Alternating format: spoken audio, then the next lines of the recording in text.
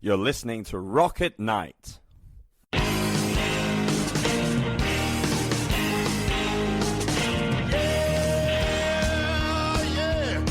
you ready? Tonight I'm gonna take you on a little trip. We're going down south by the mighty Mississippi. I'm gonna take you to a place where lights never dim. Bring your mother, your brother, and your best friend. I'm gonna show you where they dance out in the street. They'll tell you all about your body heat. I'm not gonna talk about it, just gonna do it. Get on down if you feel up good.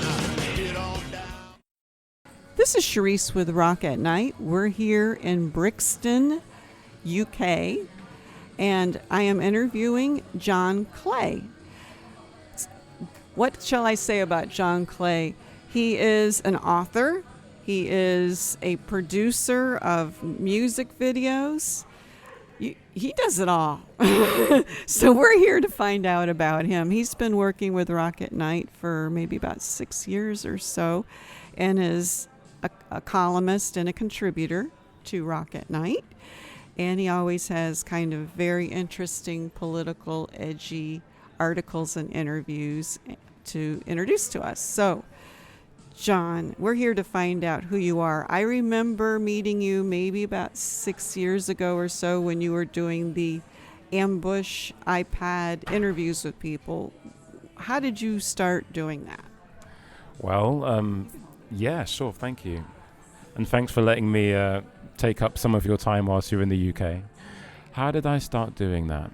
Okay, so first and foremost, before I started to record bands using my iPad and interviewing them at shows, I was in a band myself. And that was a fundamentally life-changing experience because I got to know a bit more about what was promoting myself as an artist and how that would affect, how people would see me. Because essentially you get to a point where you realize that you're not just doing it because of the music. You're trying to have an expression of your social conscience, So that was like the first, say, instance of me being part of any particular scene or scenes. And at a certain point in time, it became very evident to myself and the band that it was time to stop. For so many reasons, but to stay on track with your actual initial question, I couldn't quite let the idea go of being involved in subculture. And so I would find myself writing about bands for various different blogs. And at the time, we're now talking 2012, 2013, there was only so much traction that those items were getting. And I can't quite remember the first time. There's been so many times since. But at some point I got my iPad out and I was asking a band questions after a gig. They were quite inebriated and so was I. So, yeah, the drink played its part in our discussion. And I put it online and then that became a thing. So I think that's the best way to answer that question for now. That's how I started off doing that kind of thing. It just was a continuation of my interest in people. Yeah. Back to the band, what type of genre of music were you playing, and did you play an instrument or sing? Okay. We were called Colossus, and we played a form of, as much as the term may have various different meanings for other people, grunge rock. Quite a few effects were used. I did lead vocals, and guitar. And my best friend, Rob, who I actually saw a few hours ago, we're still in contact. He played bass and he also contributed vocals. And it's odd, because even though the band technically isn't like a live unit anymore, there are plans which I'm sure Rock at Night will be happy to exhibit once they are more, finished recording. Now, your Ambush iPad interviews kind of evolved into a whole new career because you produce music videos. You are into the whole you have been into the whole underground music scene in London for some time. Tell us about how you got into the music video filming. Oh, okay, yeah. At some point, me filming bands, talking about them off stage, felt exploitative. Didn't want to do it. And I've been quite, what's the word when you, quite contrary regarding that. As you know, I'm now interviewing bands again. So at that point in time, we're now talking 2016, 2015 or so, I started to phase out interviewing people because I found filming the bands from off stage felt good. It felt more honest. It meant me putting my ego and myself out of the frame and just seeing what they were doing. And just filming them from off stage soon turned into me wanting to understand the clarity, the depth perception, the blocking of actually filming them, making sure you can see the drummer, for instance, making sure that when the singer stops singing, that you go to the guitar itself. You know, I wanted to start filming it as though it was a cinematic experience. And after a while, you get frustrated with the idea that there's people there, which is silly because they're there to enjoy the music. So you start thinking about how to do it in a more controlled environment, a live session. And so I did quite a lot of those with Margot's Living Room, which was basically a video series where we'd film bands doing like a song that was about to come out or had come out in a way where there was only one like particular angle, like the camera would move between the actual performers. So when I say angle, I mean one shot. There was no cutaways. So you got a sense that what they were playing wasn't something that they'd done 17 billion times and took the best parts out of it. It wasn't Frankenstein that way, you know? It was them playing authentically throughout the entire song. And that had a certain amount of impact upon, I'd say, the people that would immediately be, you know, finding out about these bands, or indeed the people actually taking part in the recording of it. It was quite a fundamentally powerful experience. You do all the editing as well? For my videos, it depends on the project. There's some videos where I believe that the editing that I could do isn't necessarily going to deliver what it is that the band I think is trying to communicate. And there were some videos where it's like, I don't need to have someone involved with this. For the live sessions, there was no real need for editing because it was all one shot. You know, color correction and stuff came later. But yeah, I was definitely learning in public. Yeah. So. I just saw that you did a video for Stash Magnetic. Are you working on any other videos at the moment? Wow. I'm always working on videos. Like this recent pandemic, please let there not be another one. It's changed a lot of people's lives. Like obviously for me, being a filmmaker means that being in the same room with lots of people hasn't been something I've been able to do. So to give you an example, in 2019, there was like 23 videos that came out from the production company that I run, which is mainly me and anyone who I find is interested in doing work with me and it's, you know, applicable for that delivery that we talked about. So that's about 23 videos that came out, but I could have released at least 34 because there was other stuff being worked on. In 2020, only 10 videos came out because I had stopped being able to film. This year, Stash Magnetic and another band, Shattercones, released a video through me. That's just 2 videos in 1 year. So I'll tell you what I'm skirting around. I don't normally like to talk about what I'm working on rather until it's done, only because anything could happen. I mean, I can risk talking about my band because I'm that person. I'll be making sure that happens. But until those other videos are out, it wouldn't be right for me to say anything about them. Yeah. Now, your persona has always been Clark Kent. And I've also noticed that you have Chemically Sinister as either a moniker or a business name. Tell me more about this so that I understand what is Clark Kent and what is Chemically Sinister. Okay. Always goes back to the music. At some point when I was in the band, taking photos of me was not particularly something that I thought was beneficial because I was really, and so the rest of the band, really into a lot of early Beatles Hamburg period. So we'd always wear like the black jackets and the black jeans. But my skin tone was not a valuable situation when it came to certain photography. So at that point, I was still having to do other jobs apart from doing music. I was doing street fundraising, and I saw like this stall where they were selling a Superman t-shirt. And I thought, wouldn't that be something to wear? If I wore that, maybe I'd be seen a bit more easier in photos. And I think I was a lot less diplomatic then, because I just turned up and said, guys, I'm wearing this. And like they were like, okay, cool, fine, whatever. And then after a while, we all started wearing superhero stuff. So I got not just blue jeans, but I got like a yellow belt. I got red Dr. Martin boots. I got a red jacket. And so it just became part of my persona, I guess. And my first forays into, like, say, published writing were surrounding a character that was kind of a meta version of myself, a bit of a chancer, a bit of an antagonist in a way. Now everyone's like doing like say anti-heroic kind of literature, but back then, at least through MySpace, the character Spiderfingers was born, so that was there. So at this point in time, I kind of wear this stuff because it's just habitual. It's not even a conscious decision. Sometimes I forget I've got it on. I mean, when you noticed it when we met, it's like, oh yeah, of course, because I wear this.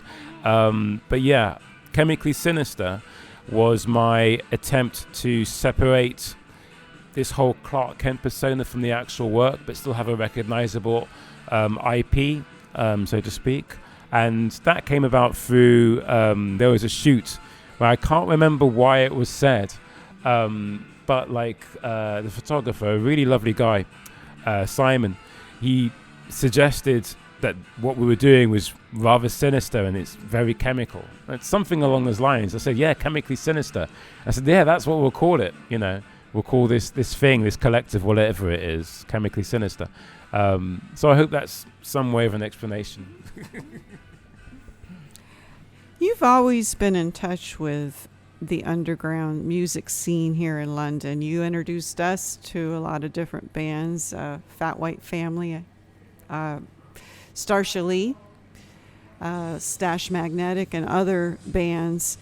How the heck do you have your pulse on everything that's going on here in London? Well, I may have to do a bit of a myth demolishing mode thing, because I don't think, in fact, I know my thumb being on the pulse, so to speak, or my ear to the ground, it's not what it used to be, and for good reason.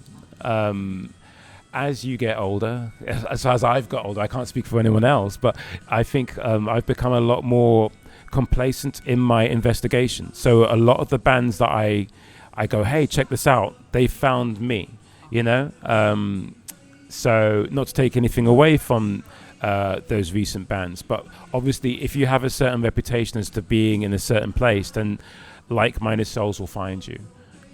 So how do I keep up the pace of knowing new bands? Not through enough investigation. It's just there's a lot of stuff that will come into my inbox.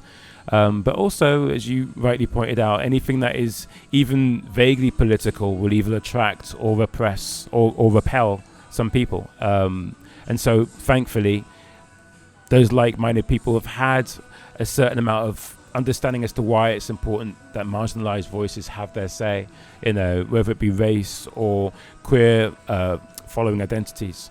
Those people will have a sort of comfortable attitude when it comes to me asking maybe some of the more difficult questions, because they know it's not going to be rephrased or co-opted for the brand that is Chemically Sinister or Joy Zine or Rock at Night or Public Pressure. The list goes on. But I think that's enough. Yeah. John, you do a lot of politically influenced interviews with people, and I noticed that you're interested in protest music. Tell me about where this comes from, the root of your interest in politics. Sure.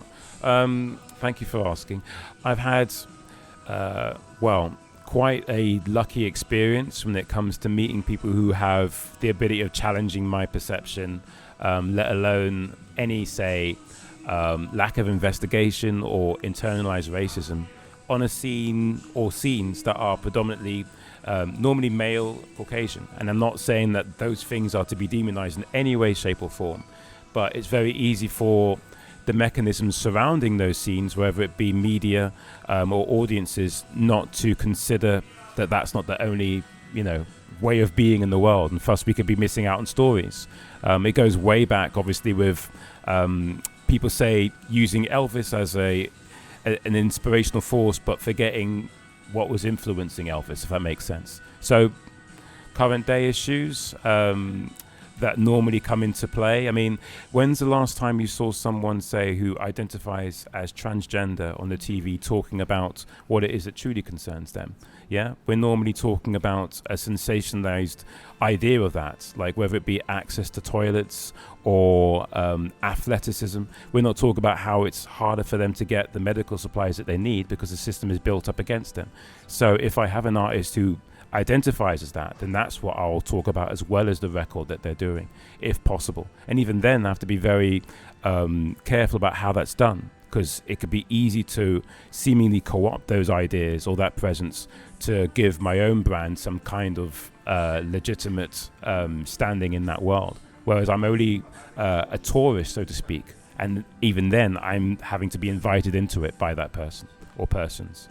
But where does it come from? It comes from the people that you know. I was very lucky to meet a producer called Margot Broom, and she'll hate this, but I do see her as a mentor, and if she's listening to this, she probably hates me a lot anyway.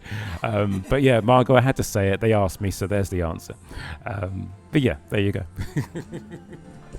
In a sense, you were giving a voice to those that don't have one. The marginalized society seems to have a close spot in your heart, and that's what I see, that you're giving them an opportunity to speak out. Am I correct? In an ideal world, then if someone could be doing what I'm doing, but not necessarily have not just the need to find out what it is, but to experience it in the safe space, great. I mean, how to make that even less of a word salad? Put it this way. I don't like the idea of giving them a voice because they already have one. What I'd like to do is, in the space where I'm talking about bands and all the other things that are, part of that, whether it be photographers or videographers and whatnot, making sure that they don't have what it is they have to say being, as I said, edited or erased or sanded down just so it can fit in, Yeah, that's the closest I can get to it for now. It's very odd talking through a machine this way. A little bit about your background, because a mutual friend of ours said that John Clay is an enigma. So we know you for basically for the last number of years, but I mean, did you grow up here in Brixton or London, or what's a little bit about your background? This is interesting. I think the reason why I could be seen as an enigma is because the way I use social media, and that's, our mutual friend knows it's mostly through that, yes? So what I'll say is this: my background in terms of growing up was in West London, and there's not much to do there. Like, it was one of the reasons why I really got into Nirvana, is because some of the stuff that Kurt was saying about his logging town was being that there was nothing to do there, which can lead people in sometimes the wrong direction, in that you may affect yourself, or you may seek out different identities because for you're trying to figure out how you could be if you weren't in a place, which kind of just suggests that you're supposed to just kind of do B educational say facilities, and then go off to a job, and then at some point find yourself married with kids, right? Which, you don't have to come from a town where there's seemingly nothing going on to feel that you have to be part of that, but it's easier for that to be forced upon you. But yeah, at some point here now, being in South London was a much more fruititious kind of experience. I wouldn't have discovered certain bands on the ground level if it wasn't for my moving to South London. There's so much going on here. Despite the gentrification, there are still many different opportunities, whether it be like a gig at a housing co-op or a house party. you know. Whereas when it comes to West London, you've got restaurants and car showrooms. There's no real culture there, you know. I'll never be one of those people that takes a photograph next to a really expensive car and suggests that this should be everyone's lifestyle. I think that's quite toxic. But it can also be quite fun if you point it out in an ironic way, which I have done. Last question, and just for fun, do you have any hobbies or anything that somebody would be totally blown away knowing that you do this? Or an interest that somebody would say, oh my God, no way? I would say, I'm not sure if you can necessarily call it a hobby of mine, but whenever I've endeavored to do so, then it is a transformative experience. I love just walking aimlessly through a green area, which may seem at odds with the whole rock and roll thing, but that, if anything, that it should be rock and roll, for want of a better way of using the terminology. There's this really staid or fundamentalist idea that if you're going to be off the rails, you're supposed to be getting completely trashed every night with a million syringes coming out of your arm the next morning. And I've never really been totally down with that as being a way of finding oneself. Maybe it worked for Jim Morrison, but I just think it sounds very expensive and painful. So I would rather, you know, like, I don't drink anymore, and it's like there was no like addictive issue there. I just didn't like the idea of Capitol saying that if you have 5 volumes of said liquid, then that is part of a lifestyle that's not only sustainable, but is in some way going to be freeing. I don't find that freeing as an experience. You know, I don't want to have to pay for my emotions. You know, that's the T-shirt ending of this. I guess. Thanks for joining us, John. And we look forward to getting more interesting interviews and material from you. You're listening to Rock at Night. The introductory song, Get On Down, is from blues artist Billy Bass Alford. Look for his music at ReverbNation.com.